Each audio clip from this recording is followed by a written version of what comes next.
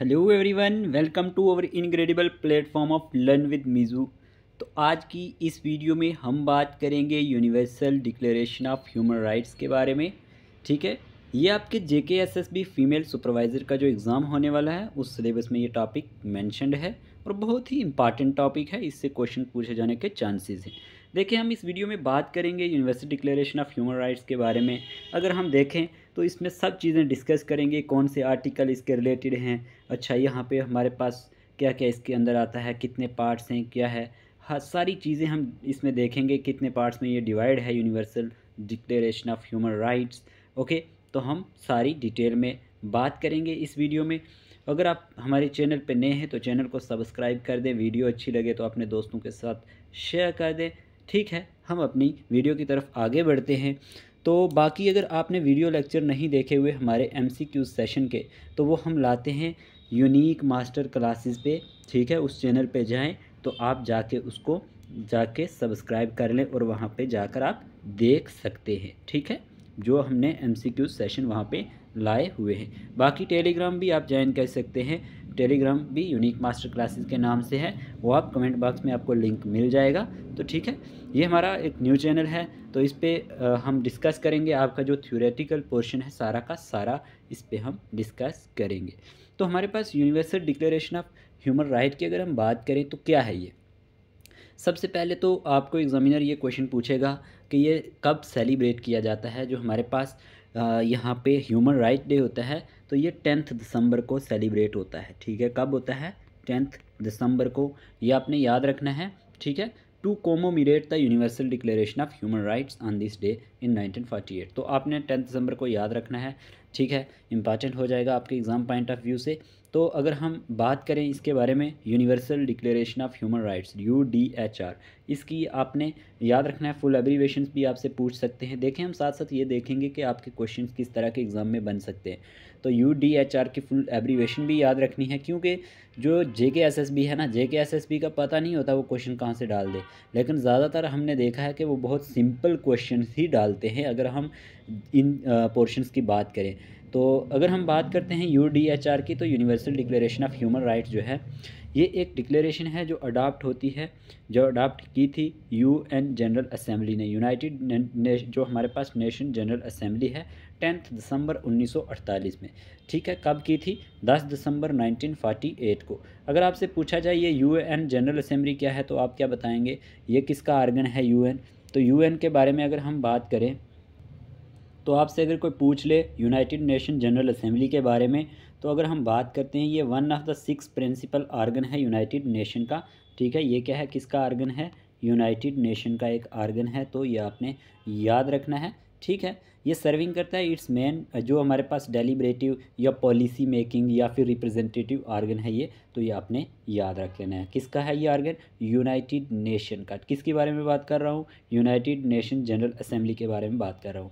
तो मैंने कहा आपसे कि universal declaration of human right क्या है। ये एक डिक्लेरेशन है जो अडॉप्ट की थी, किसके थ्रू, किसने की? बाय UN जनरल असेंबली ने 10 दिसंबर 1948 में। क्लियर? उसके बाद इट डिक्लेयर्स, ये डिक्लेयर करता है कि जो ह्यूमन राइट्स हैं वो यूनिवर्सल हैं और to be enjoyed by all peoples, और ये सभी लोग इंजॉय कर सकते हैं, नो मैटर हो दे आर, वो कौन है और वो कहाँ के रहने वाले हैं। तो ये आपने याद रखना है। इंपॉर्टेंट पॉइंट हैं, बहुत इंपॉर्टेंट पॉइंट हैं कि it declares that human rights are universal to be enjoyed by all people no matter how they are and who they are and where they live. Okay, वो कौन हैं, कहाँ रहते हैं, ये सारे के सारे लोग इसको इंजॉय कर सकते हैं, जितने भी ह्यूमन राइट्स होते हैं उनको। ठीक है, अगर आगे हम बात करते हैं तो यूनिवर्सल डिक्लेरेशन ऑफ जो हमारे पास ह्यूमन राइट है ये कंसिस्ट करती है एक प्रियम्बल एंड 30 आर्टिकल्स।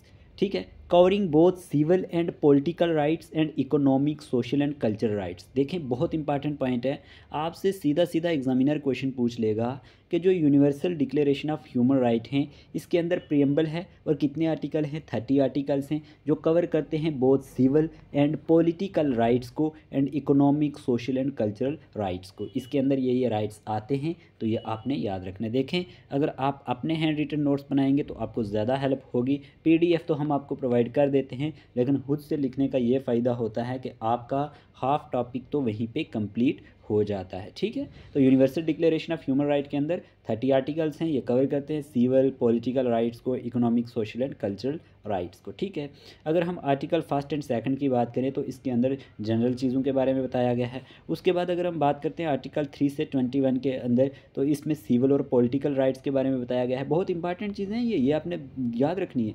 और उसके बाद आर्टिकल 22 से 28 के बीच में हमारे पास economic, social and cultural rights के बारे में बताया गया है। ये आपने पोर्शन याद रखना है। ठीक है, उसके बाद अगर हम बात करते हैं तो हमारे पास यहाँ पे universal declaration of human rights की जब बात की जाती है तो ये डिवाइड हुआ है 6 पार्ट्स में। कितने पार्ट्स में?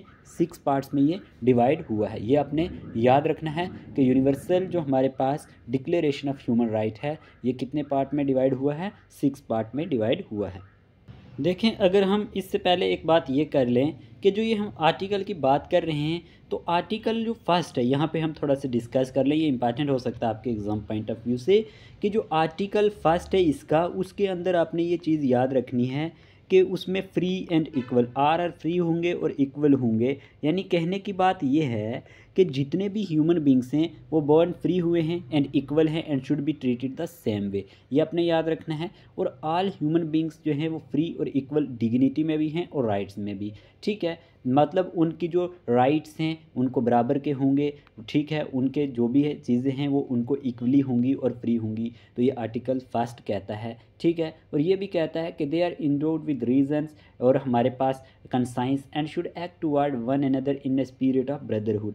तो आपने सिंपल इतना याद रखना है कि जो आर्टिकल फर्स्ट है इसका, उसके अंदर फ्री और इक्वलिटी के बारे में बताया गया है कि हमारे पास जितने भी ह्यूमन बींग्स हैं वो सारे के सारे बॉर्न फ्री हुए हैं और वो इक्वल हैं और उनको सेम की ट्रीट किया जाएगा। ओके, उसके बाद अगर हम बात करते हैं यहाँ पे तो आर्टिकल जो इसका सेकंड है, क्या मैंने कहा जो इसका आर्टिकल सेकंड है universal declaration of human right का, उसके अंदर फ्रीडम फ्रॉम डिस्क्रिमिनेशन के बारे में बताया गया है। किसके बारे में है? फ्रीडम फ्रॉम डिस्क्रिमिनेशन के। डिस्क्रिमिनेशन जो होता है भेदभाव, उससे फ्रीडम होनी चाहिए। क्या होनी चाहिए? उससे फ्रीडम होनी चाहिए। ये आर्टिकल सेकंड के अंदर बताया गया है। तो ये याद रखना है, everyone is entitled to all the rights and freedoms set forth in this declaration. ये आपने याद रखना है। आर्टिकल सेकंड में फ्रीडम और डिस्क्रिमिनेशन के बारे में बताया गया है। ये आपके लिए इंपॉर्टेंट होगा। उसके बाद आपने याद रखना है आर्टिकल 3 जो है इसका, उसमें राइट टू लाइफ के बारे में बताया गया है। किस आर्टिकल की बात कर रहा हूँ मैं? आर्टिकल 3 की। ये नोट कर ले, राइट टू लाइफ के बारे में बताया गया है। राइट टू लाइफ के बारे में आर्टिकल 3 में बताया गया है। इन सिंपल वेज याद रखना, everyone has the right to live and to live in freedom and safety. कि सारे जितने भी लोग हैं, जितने भी पीपल हैं, कुछ जितने भी शख्स हैं, everyone has the right to life and to live in freedom and safety. तो राइट टू लाइफ जो है वो आर्टिकल 3 के अंदर आता है। ठीक है, उसके बाद आर्टिकल 4 की बात करें अगर हम, तो आर्टिकल 4 में यहाँ पे बताया गया है, ये चीज़ नोट कर लेना, आर्टिकल 4 के अंदर फ्रीडम फ्रॉम स्लेवरी के बारे में बताया गया है। किसके बारे में? Freedom from slavery. ओके, ये आपने याद रखना है कि स्लेवरी से आज़ादी होनी चाहिए। ये आर्टिकल 4 कहता है। कौन कहता है? आर्टिकल 4। इसमें कहा गया है कि no one has the right to treat, किसी को भी ये हक नहीं है कि वो ट्रीट करे किसी को भी एज अ स्लेव के तौर पर। ठीक है, तो ये आपने याद रखना है। ये आर्टिकल 4 के अंदर है, freedom from slavery. Okay, clear? यहाँ तक तो आपको बातें क्लियर हो चुकी होंगी। अगर आर्टिकल 5 की बात करें तो आर्टिकल 5 हमारे पास बोला गया है यहाँ पे इसके बारे में भी आप नोट कर लें कि जो आर्टिकल इसका 5 है वहाँ पे है फ्रीडम फ्रॉम यहाँ पे टॉर्चर, के टॉर्चर से फ्रीडम होनी चाहिए। No one has the right to torture you, no one shall be subjected to torture और टू क्रूअल, इनह्यूमन और डिग्रेडिंग ट्रीटमेंट और पनिशमेंट। किसी को भी ये हक नहीं है कि कोई इनह्यूमैनिटी क्रिएट करे, कोई डिग्रेड करे, मतलब आपको पनिशमेंट दे, तो कोई आपको टॉर्चर करे, तो ये किसी का हक नहीं बनता। ये आर्टिकल 5 के अंदर में बताया गया है। यहाँ तक क्लियर है? ओके, उसके बाद अगर हम बात करते हैं आर्टिकल 6 की, तो आर्टिकल 6 की अगर जब हम बात करते हैं तो आर्टिकल 6 के अंदर हमारे पास क्या बताया गया है? मैं इसलिए ये आर्टिकल्स डिस्कस कर रहा हूँ क्योंकि एक आर्टिकल आपको पूछ लेंगे तो आप क्या करेंगे, अगर आपको स्टेटमेंट में क्वेश्चन आ गया तो फिर क्या करेंगे, इसलिए पढ़ लें यहाँ पे तो अच्छा रहेगा। ज़्यादा मैं डिटेल में नहीं जा रहा, बस उनको वन लाइनर फॉर्म में समझा रहा हूँ। राइट जो आर्टिकल 6 है इसमें है right to recognition before the law. क्या है, right to recognition before the law, ये आपने याद रखना है, right to recognition before the law. Article 6 हमें ये बताता है, ठीक है, बिफोर द लॉ कि you should be legally protected in the same way everywhere like anyone else, कि आपको भी वैसे ही ट्रीट किया जाएगा जैसे कि किसी और को किया जाए। हर एक शख्स को के लिए क्या होंगे, राइट्स होंगे, हर जगह जहाँ मर्जी वो रहे तो राइट टू रिकॉग्निशन होगा बिफोर लॉ से पहले, ओके, बिफोर द लॉ। उसके बाद अगर हम बात करते हैं तो हमारे पास आर्टिकल 7 जो है वो भी है। आर्टिकल 7 में क्या कहा गया है, आर्टिकल 7 में कहा गया है right to equality before law. क्या कहा गया है, right to equality before law, okay, right to equality before the law, ये आपने याद रहे, बड़े इंपॉर्टेंट आर्टिकल हैं ये दो। बिफोर द लॉ, यहाँ पे क्या होना चाहिए, राइट टू इक्विलिटी होनी चाहिए before the law. This law, ये जो लॉ है, the law is the same for everyone, ये लॉ सब के लिए सेम है। And should be applied in the same manner to all, जिनके जितने भी हमारे पास ऑल आर इक्वल होंगे before the law and entitled without any discrimination, उनके साथ कोई भेदभाव नहीं किया जाएगा, to equal protection of the law. और ये आपने याद रखना है, आर्टिकल 7 के अंदर ये चीज़ आती है, right to equality before the law, okay. उसके बाद आ जाता है हमारे पास यहाँ पे आर्टिकल 8। आर्टिकल 8 की जब हम बात करते हैं तो आर्टिकल 8 में बताया गया है हमारे पास access to justice, access to justice के बारे में बताया गया है। एसेस टू जस्टिस ये आपने याद रखना है कि you have the right to obtain legal help, कि आपका ये राइट है कि आप कोई लीगल हेल्प ले सकते हैं and assess the justice system, और आप अपने जस्टिस सिस्टम तक पहुंच सकते हैं व्हेन यू आर राइट, जब आप सही हैं, ठीक है, या आपको कोई रिस्पेक्ट नहीं देता तो आपका जो कोई हक है आप उसके लिए क्या कर सकते हैं, आप एक लीगल वे से मतलब उस तक पहुंच सकते हैं, ये याद रखना है। असेस टू जस्टिस आर्टिकल 8 के अंदर आता है, ओके, क्लियर। उसके बाद आ जाता है हमारे पास आर्टिकल 9। आर्टिकल 9 की जब बात करते हैं तो आर्टिकल 9 हमें कहता है freedom from arbitrary detention, okay, इसमें बोला गया है हमारे पास, क्या बोला गया है, फ्रीडम फ्रॉम आर्बिट्रेरी डिटेंशन, ठीक है, आर्बिट्रेरी डिटेंशन के बारे में इस आर्टिकल में बताया गया है। ये चीज़ें आप नोट कर सकते हैं। आर्टिकल 9 के अंदर freedom from arbitrary detention, no one can arrest, कोई भी किसी को अरेस्ट नहीं कर सकता और डिटेन नहीं कर सकता, और send you away from your country unjustly, कोई भी आपको अपने कंट्री से बाहर अनजस्टली नहीं भेज सकता। ये फ्रीडम फ्रॉम आर्बिट्रेरी डिटेंशन में बताया गया है, कोई भी आपको ऐसे डिटेन नहीं कर सकता, ना ही कोई आपको एग्जाइल में भेज सकता। तो ये आर्टिकल 9 हमें बताता है किसका, जो हम पढ़ रहे हैं यूनिवर्सल, जो हमारे पास डिक्लेरेशन ऑफ ह्यूमन राइट्स के आर्टिकल्स हैं, ओके। उसके बाद है आर्टिकल 10। आर्टिकल 10 की जब बात करते हैं तो आर्टिकल 10 में हमारे पास क्या है, आर्टिकल 10 में बोला गया है हमारे पास, ये आर्टिकल भी नोट कर ले, right to a fair trial, right to a fair trial के बारे में बताया गया है। Right to a fair trial के बारे में किस में बताया गया है, यहाँ पे आर्टिकल 10 के अंदर, ठीक है। और ट्रायल्स जो होंगी वो शुड बी पब्लिक होंगी and tried in a fair manner में होंगी by an impartial and independent tribunal. तो ये आपने याद रखना है, everyone is entitled in full equality to a fair and public hearing by an independent and impartial tribunal, ठीक है। ये आपने याद रखना है, in the determination of his rights and obligations and of any criminal charge against him. तो मतलब ये है कि ट्रायल जो होंगी वो पब्लिक के अंदर होनी चाहिए एंड ट्राइड होनी चाहिए, एक फेयर मैनर के अंदर होनी चाहिए। तो ये right to a fair trial article 10 के अंदर आता है। आपने बस simple one word one line में ये चीज़ें याद रखनी है, ओके। उसके बाद आ जाता है हमारे पास आर्टिकल 11। आर्टिकल 11 की बात करें तो जो आर्टिकल 11 है उसमें आ जाता है हमारे पास यहाँ पे प्रिसम्पशन ऑफ इनोसेंस। क्या आता है इसमें, प्रिसम्पशन ऑफ, लिख लें आप, प्रिसम्पशन ऑफ इनोसेंस, ये इस आर्टिकल के अंदर आता है। याद रखना यहाँ पे कि जो प्रिजम्पशन ऑफ इनोसेंस है ये आर्टिकल 11 के अंदर आता है। तो यहाँ पे हम बात करें, you are considered innocent until it can be proved. आप मतलब कंसिडर किए जाते हैं इनोसेंट तब तक जब तक ये प्रूव ना किया जाए। You are guilty according to law, आप लॉ के अकॉर्डिंग गिल्टी फील कर सकते हैं। If accused of a crime you have the right to a defence. तो ये आपने याद रखना है कि प्रिजम्पशन ऑफ जो इनोसेंस हैं ये आर्टिकल 11 के अंदर आता है, ठीक है। और आर्टिकल 12 जो है इसका वो क्या कहता है, जो आर्टिकल 12 है इसका, उसके अंदर बताया गया है राइट टू प्राइवेसी के बारे में। किसके बारे में? आर्टिकल 12 की जब हम बात करेंगे इसके अंदर तो उसमें राइट टू प्राइवेसी के बारे में बताया गया है, राइट टू प्राइवेसी, ठीक है। राइट टू प्राइवेसी के बारे में आर्टिकल 12 में बताया गया है, ये नोट कर लें। उसके बाद आर्टिकल 13 में बताया गया है फ्रीडम ऑफ मूवमेंट। आर्टिकल 13 में क्या बताया गया है?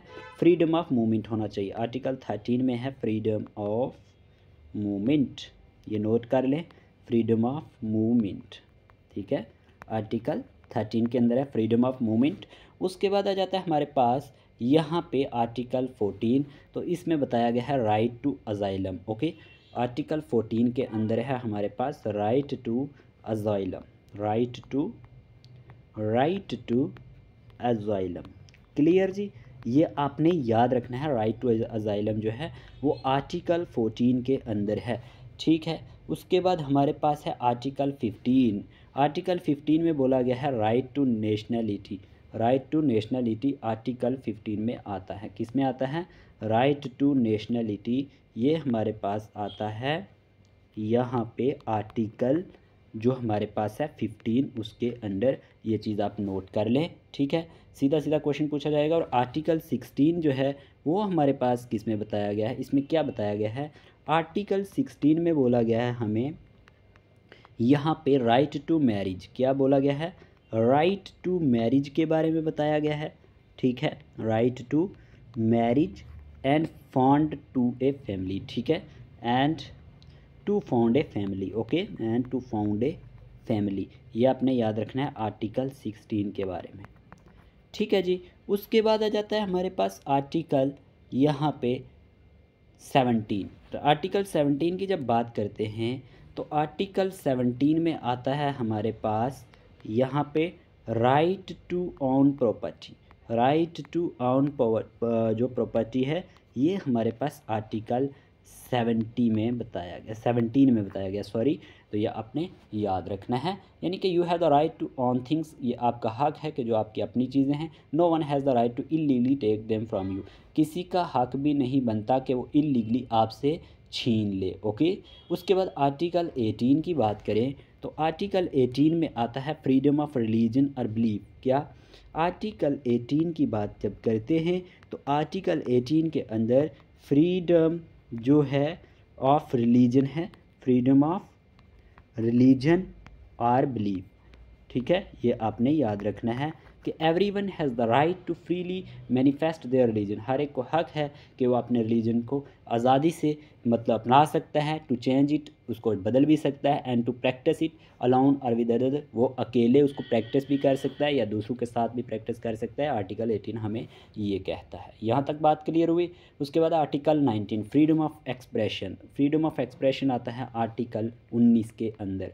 आर्टिकल 19 के अंदर हमें बताया गया है यहाँ पे फ्रीडम ऑफ एक्सप्रेशन। क्या बताया गया है? Freedom of expression.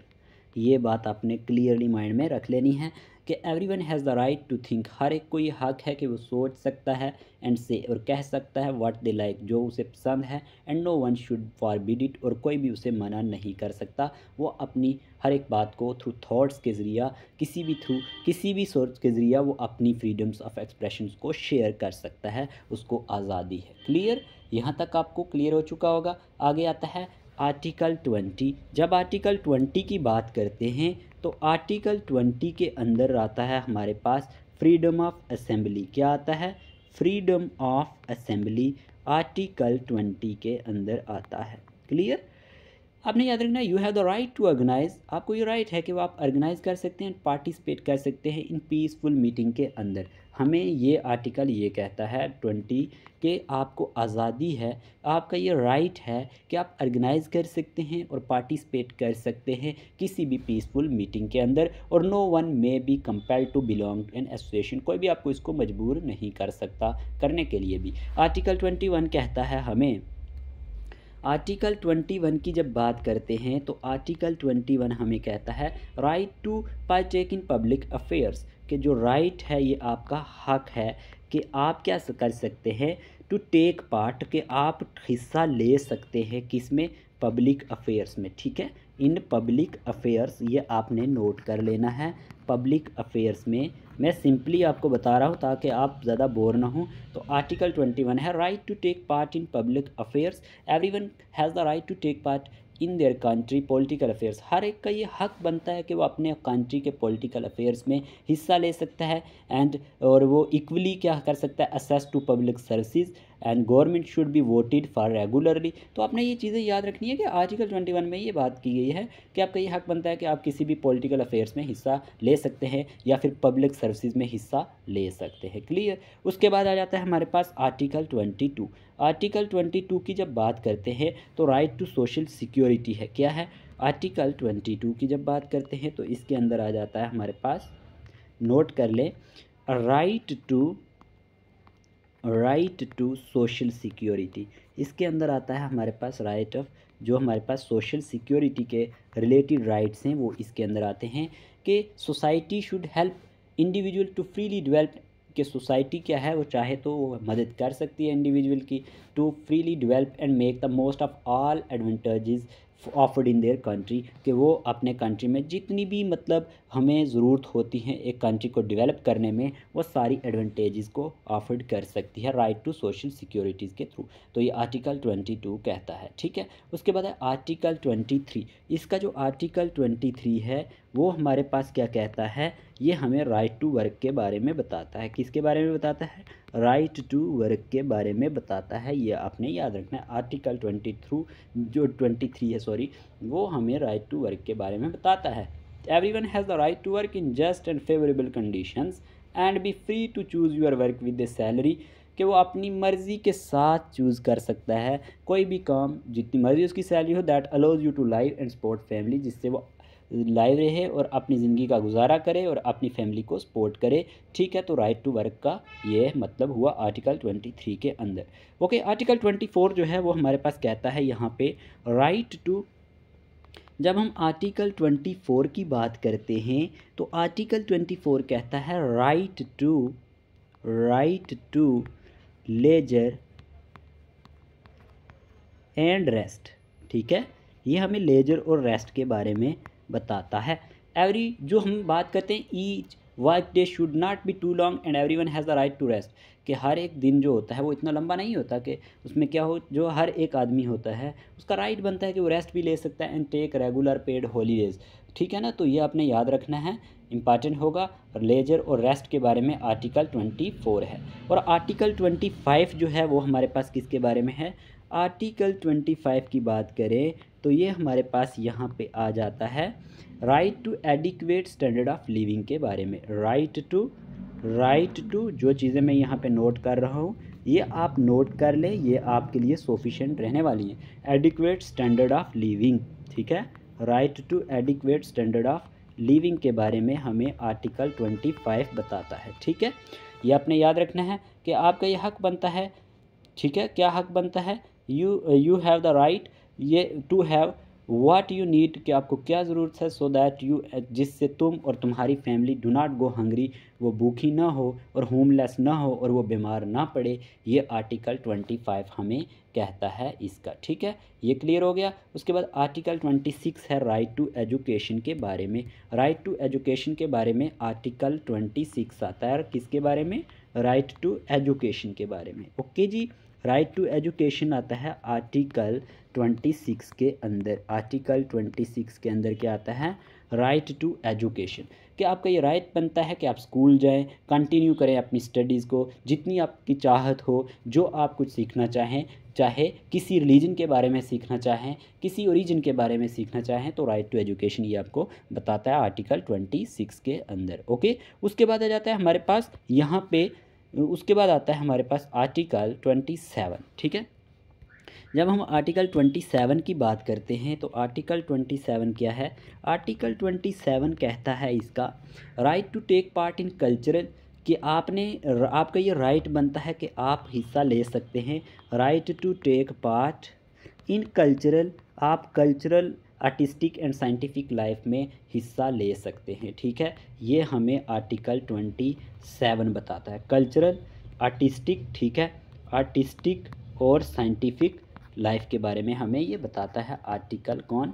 आर्टिकल 27। ठीक है, साइंटिफिक लाइफ ये आप नोट कर लेना यहाँ पे। ठीक है, right to take part in cultural, ठीक है, आर्टिस्टिक एंड साइंटिफिक लाइफ, ये आपका हक बनता है कि आप शेयर कर सकते हैं benefit of your community, culture, जो आर्ट्स है और साइंस को। ठीक है, ये आर्टिकल 27 कहता है। उसके बाद आर्टिकल 28। आर्टिकल 28 हमें कहता है, क्या कहता है? आर्टिकल 28 कहता है राइट टू, कि आपको राइट है कि right to a free and fair, ठीक है, फ्री एंड फेयर होने चाहिए, फ्री एंड फेयर वर्ल्ड होनी चाहिए। ठीक है, ये आपने नोट करना है। तो to make sure your rights are respected, ये आपने यकीनी बनाना है कि आपके राइट्स को रिस्पेक्ट दी जाती है। There must be an order that can protect them, और this order should be global. तो right to a free and fair world के लिए आर्टिकल 28 आता है। ठीक है, ये आपने याद रखना है। उसके बाद है आर्टिकल 29। आर्टिकल 29 की जब हम बात करते हैं तो आर्टिकल 29 में हमारे पास क्या आता है? आर्टिकल 29 में आता है ड्यूटी टू यूर कम्युनिटी। ठीक है, ड्यूटी टू यूर कम्युनिटी जो है वो आर्टिकल 29 के अंदर आता है। ठीक है, within which your personality can fully develop, जिससे आपकी जो पर्सनैलिटी है वो फुली डेवलप होती है। तो ये आपको ये लॉ गारंटी करता है इन ह्यूमन राइट्स को इस आर्टिकल के अंदर। और it should allow everyone to respect others, और ये सबको अलो करता है कि वो रिस्पेक्ट करें एक दूसरे की और ख़ुद भी उनकी रिस्पेक्ट की जाए। आर्टिकल 29 ये आपने याद रखना है। ठीक है, यहाँ तक क्लियर हो गया। फिर आता है आर्टिकल 30। आर्टिकल 30 की जब बात करते हैं तो आर्टिकल 30 के अंदर आता है राइट्स आर, जो राइट्स हैं ये हमारे पास क्या हैं? इनअलाइनेबल हैं। क्या है? इनअलाइनेबल, यह आपने पॉइंट याद रखना है। इनअलाइनेबल हैं यानी कि no one institutions nor individual, ना ही कोई इंस्टीट्यूशंस ना ही कोई individuals should act in any way to destroy, वो ऐसा कोई भी एक्ट नहीं कर सकता जिससे वो डिस्ट्रॉय हों द राइट्स इन, जो राइट्स होते हैं इनश्राइंड इन द UDHR, जो भी राइट्स इस UDHR के अंदर दिए गए हैं, universal declaration of human rights के अंदर, कोई भी इंस्टीट्यूशंस या इंडिविजुअल्स उनको डिस्ट्रॉय नहीं कर सकता। ये आर्टिकल 30 हमें बताता है। क्लियर? तो हमने यहाँ पे आर्टिकल्स की बात करी कि 30 आर्टिकल्स की बात करी हमने। तो हमने कहा आपको कि ये जो हमारे पास UDHR है ये 6 पार्ट्स में डिवाइड था। पार्ट फर्स्ट आर्टिकल 1 एंड 2 में आता है, जैसे हमने ह्यूमन डिग्निटी, इक्वलिटी और ब्रदरहुड की बात कर ली हमने। फिर पार्ट 2 आर्टिकल 3 से 11 तक आता है, और they are the rights of the individuals and include right to life इसके अंदर आया। आउटलाइंग ऑफ स्लेवरी की बात करी हमने, टर्च्यू की बात करी, इक्वलिटी की बात करी, before law, the rights to a fair trial के बारे में हमने बात करी, हमने आर्टिकल भी आपको बताया। ठीक है, उसके बाद हमने बात करी UDHR की बात करें तो पार्ट 3 में आर्टिकल 12 से 17 के बीच में आता है। ये राइट्स जो उन इंडिविजुअल्स के हैं within the civil and political society के अंदर के लिए। ठीक है, किसके अंदर? जो सिविल्स और पॉलिटिकल सोसाइटी के साथ रिलेट करते हैं, और they include freedom of movement, इनमें इंक्लूड किया गया है freedom of movement, right to nationality, right to marry and found of family. हमने ऑलरेडी इसको डिस्कस कर दिया। ओके, जो पार्ट 4 है ये पार्ट आपने बस याद रखने हैं कहाँ से कहाँ तक है। तो पार्ट 4 आर्टिकल 18 से 21 तक है, इतना याद रखना है। ये स्पिरिचुअल और रिलीजियस राइट है इंडिविजुअल्स के, जितने भी हमारे पास जो स्पिरिचुअल और रिलीजियस राइट्स है इंडिविजुअल्स के, वो पार्ट 4 में आते हैं आर्टिकल 18 से 21 के बीच में, such as freedom of thoughts and conscience, right to your own opinion, right to peaceful assembly and association and the right to vote and take part in the government. ये सारी चीज़ें पार्ट 4 के अंदर आती हैं। क्लियर? उसके बाद है हमारे पास यहाँ पे पार्ट 5 इसका तो ये आर्टिकल 22 से 27 के बीच में आता है और ये सोशल, इकोनॉमिक और कल्चरल राइट्स हैं इंडिविजुअल्स के। क्या हैं? सोशल, इकोनॉमिक और कल्चरल राइट्स हैं ये इंडिविजुअल्स के। और इसके अंदर क्या क्या राइट्स थे हमने अभी आर्टिकल में डिस्कस किया। Right to work, right to rest and leisure, right to descendant, जो हमारे पास decent standard of living and to right to education, ये पार्ट 5 में आता है। और फिर पार्ट 6 आर्टिकल 28 से 30 के बीच में आता है। They reminds us that rights come with obligations and that none of the right mention in the UDHR can be use to violate the spirit of the united. कोई भी इसको क्या नहीं कर सकता, हमारे पास वायलेट नहीं कर सकता, जैसे कि मैंने आपको आर्टिकल 30 के अंदर अभी डिस्कस किया था। ठीक है ना, कि कोई भी इंस्टीट्यूशन या इंडिविजुअल जो भी राइट्स हमें इसके अंदर दिए गए हैं उनको डिस्ट्रॉय नहीं कर सकता किसी भी इंडिविजुअल्स के। Okay, clear. उसके बाद मेंबर ऑफ UDHR की बात करें तो 48 मेंबर्स जो होते हैं voted in favour vote of 58 members of United Nations. तो ये आपने याद रखना है कि 48 मेंबर्स में से जो वोट हुए थे फेवर में 58 मेंबर से vote of 58 member of United Nations. ठीक है, तो 48 मेंबर उसके फेवर में थे। Example India, China, Egypt, France, New Zealand, Pakistan, United states, ये इसकी एग्जाम्पल्स हैं, ये आपने याद रखनी है। ठीक है, उसके बाद अगर हम बात करते हैं तो universal declaration of human rights के अंदर लीगली अफेक्ट ऑफ UDHR, जो हमारे पास यूनिवर्सल डिक्लेरेशन है इज़ नॉट ए ट्रीटी, ये कोई ट्रीटी नहीं है। So it does not directly create legal obligation for countries. तो इसीलिए ये डायरेक्टली क्या नहीं क्रिएट कर सकता, लीगल ओब्लिगेशन कंट्रीज़ के लिए नहीं क्रिएट कर सकता। ओके, उसके बाद अगर हम बात करते हैं तो हमें ये याद रखना है इसका मीनिंग क्या है। Human rights are the basic rights and freedom that belong to every person in the world from birth until death. यानी कि जितने भी ये हमारे पास ह्यूमन राइट्स हैं, बेसिक्स ये राइट्स होते हैं, ये एक फ्रीडम्स होती हैं जो हर एक शख्स से बिलोंग करती हैं दुनिया में। जब जिसने भी बर्थ से डेथ तक ज़िंदगी जीनी है उन सब के लिए ये एप्लीकेबल होते हैं। They can never be taken away although they can sometimes be restricted, for example if a person breaks the law और नेशनल सिक्योरिटीज़। तो ये याद रखना है, ये हमारे पास कभी भी रिस्ट्रिक्ट नहीं हो सकते, चाहे अगर एक इंसान इनको ब्रेक करे या फिर नेशनल सिक्योरिटीज़ की वजह से, तो ये दे can never be taken away. Okay, उसके बाद अगर हम बात करते हैं द बेसिक ह्यूमन राइट्स जो हैं वो हमारे पास राइट टू लाइफ है, राइट टू डिग्निटी है, फेयरनेस है, इक्वलिटी है, रिस्पेक्ट है एंड इंडिपेंडेंस है। ये हमने बात कर रही है, हम आर्टिकल में इनकी बात कर चुके हैं। ओके, उसके बाद है हमारे पास डेफिनेशन, कुछ डेफिनेशंस हैं डिफरेंट जुरिस्ट की। According to section 2D of the protection of human rights act 1993 के according human rights means the right relating to life, liberty, equality and dignity of individuals granted by the constitutions or embodied in the international जो हमारे पास covenants and enforceable by the court in India. तो ये हमें कुछ definitions दी गई हैं। तो अगर हम अकॉर्डिंग किसके अकॉर्डिंग बात करते हैं, सेक्शन 2D की बात करते हैं जो हमारे पास protection of human right act 1993 है, तो उसके अकॉर्डिंग जो ह्यूमन राइट्स का मतलब क्या है, जो relating to life, liberty, equality, dignity of individuals जो ग्रांटेड की जाती हैं बाय द कॉन्स्टिट्यूशन के थ्रू। ओके, उसके बाद अगर हम बात करते हैं तो दूसरी डेफिनेशन है according to Susan Moller Okin के according human rights are a claim to something of crucial importance from human life. कि ह्यूमन राइट्स क्या हैं, इनको क्लेम किया जाता है crucial importance for human life के लिए। ठीक है, ये ह्यूमन लाइफ के लिए क्या है, क्रूशियल इंपॉर्टेंस जो देते हैं, ये आपने याद रखना है। और अकॉर्डिंग टू डॉक्टर प्यूरोहित के according human rights are the basic values which underlie that human beings born in any part of the world are equal in dignity and right. इनके मुताबिक ये कहा गया है कि ये एक बेसिक वैल्यूज़ हैं जो लाई करती हैं ह्यूमन बींग्स में, यानी बॉर्न जो किसी भी दुनिया के किसी भी पार्ट में अगर वो पैदा हुए हैं इक्वल डिग्निटी के साथ और राइट्स के साथ। ठीक है, ये इन नामों को आपने याद रखना है, इनके अकॉर्डिंग क्या क्या डेफिनेशंस हैं पूछी जा सकती हैं। ठीक है, उसके बाद ऑब्जेक्टिव्स क्या होते हैं ह्यूमन राइट्स के, टू प्रोटेक्ट ह्यूमन राइट्स को बचाना, to develop individual self respect, individual की सेल्फ रिस्पेक्ट को बचाना, ये इंडिविजुअल्स की सेल्फ रिस्पेक्ट को भी बचाता है। वैल्यू जो है हमारे पास ह्यूमन डिग्निटी की, टू प्रमोट रिस्पेक्ट को प्रमोट करना, अंडरस्टैंडिंग को एंड एप्रिसिएशन ऑफ डाइवर्सिटी। ठीक है, और प्रमोट करना डेमोक्रेसी को प्रमोट करना, ये आपने याद रखना है। क्लियर, सोशल जस्टिस को और friendship among people and Nations के बीच में। तो ये कुछ इसके ऑब्जेक्टिव्स हैं जो इंपॉर्टेंट हैं, ह्यूमन राइट्स को प्रोटेक्ट करना, develop individual self respect, to value human dignity, promote respect, understanding and appreciation of diversity, to promote democracy, social justice, friendship among people and nation. Okay, clear. तो ये बातें आपने याद रखनी है।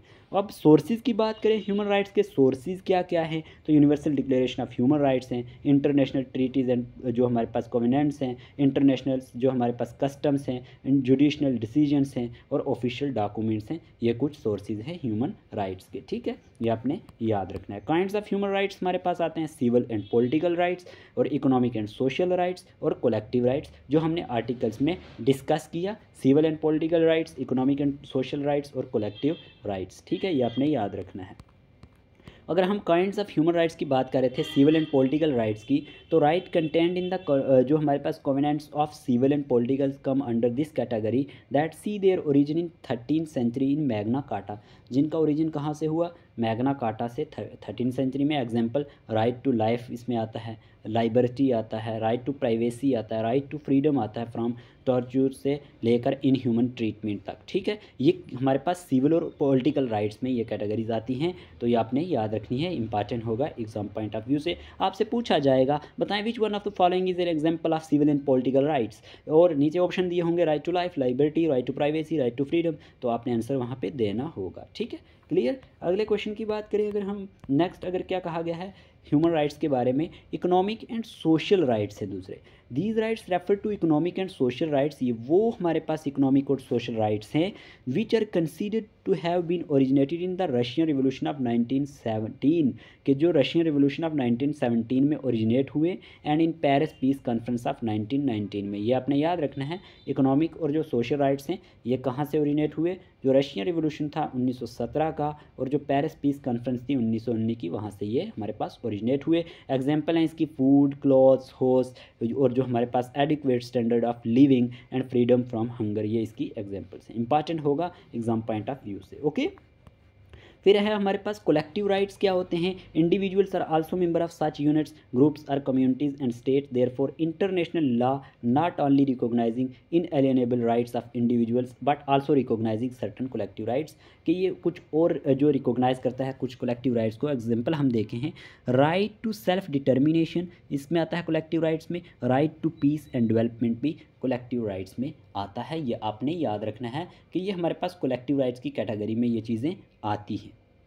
जो ये हमारे पास कलेक्टिव राइट्स होंगे ये ह्यूमंस के वो राइट्स होते हैं जो प्रोटेक्ट करते हैं, कम्युनिटीज़ को बचाते हैं, ठीक है, और हमारे पास अगर हम बात करें एंड इन्वायरमेंट को बचाते हैं, तो ये आपने याद रखना है कलेक्टिव राइट्स के बारे में, ओके।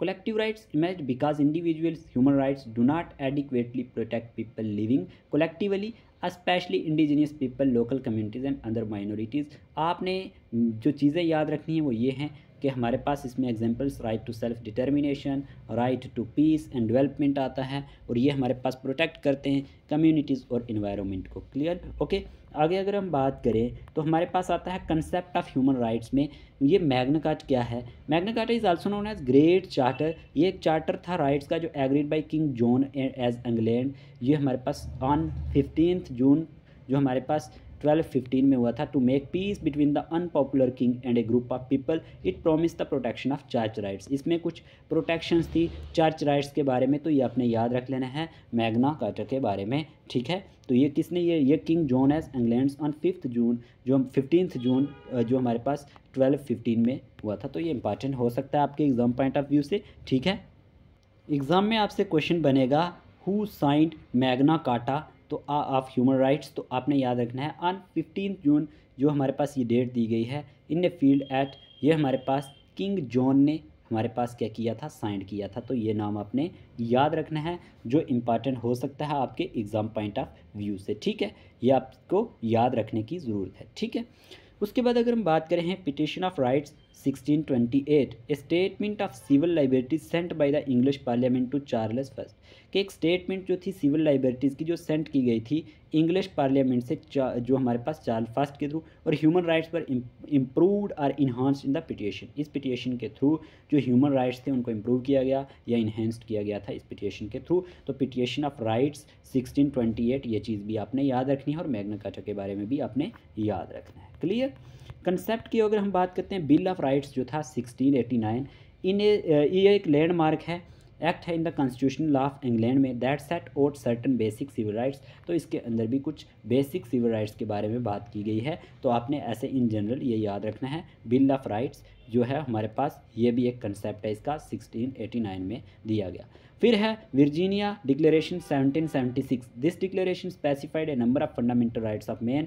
इस डिक्लेरेशन के अंदर भी बहुत सारे फंडामेंटल राइट्स जो थे वो स्पेसिफाइड किए गए। और Virginia declaration of rights affirmed that all man are by nature, जितने भी मैन होंगे बाय नेचर वो इक्वली फ्री होंगे एंड इंडिपेंडेंट होंगे and have certain inherent rights, और उनके कुछ इनहेरेंट राइट्स होंगे। तो ये आपने वर्जीनिया डिक्लेरेशन 1776 को याद रखना है, इंपॉर्टेंट होगा, ठीक है। Bill of writes a 1689, Virginia declaration 1776, okay, तो आपने ये याद रखना है। उसके बाद कॉन्स्टिट्यूशन ऑफ यूएसए 1787, ये भी एक इसका हमारे पास कंसेप्ट है ह्यूमन राइट्स का। Constitution of USA 1787 with amendment in 1789, 1865, 1869 and ये हमारे पास याद रखना है 19119 specified A number of fundamental rights of man, okay.